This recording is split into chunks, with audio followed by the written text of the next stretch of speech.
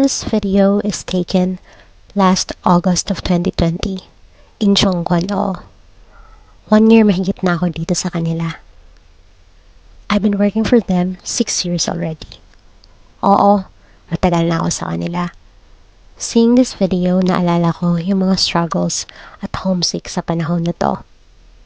Kahit pa man na mabait yung mga employer ko, dami pa ring adjustment sa trabaho, labi na kay first timer ko sa abroad. Na ay moments na 2 months pa ko sa kanila. Akong gistorya si ma'am.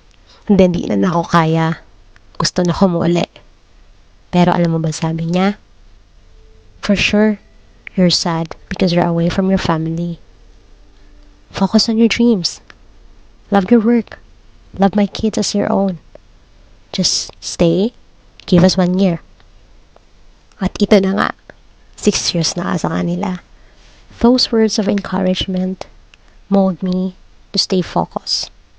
May times na di naman tayo perfect talaga. May magagawa tayong mga flaws sa work natin. But those mistakes makes me better. Na di na mautro all the way. Humility, patient, open-minded. Learn to adapt in every situation. Helps me keep going. I always make a journal. Reading those now makes me realize how strong I am, away from my comfort zone. And it makes me realize that there is more that I can give, that there is always a light in every tunnel. Always pray for guidance and safety. Kaya mga badiday, if gusto po ni mo mag-abroad, have courage. Kaya na ni mo. Na kaya ganit na ako, ikaw pa baka ha? Let's go!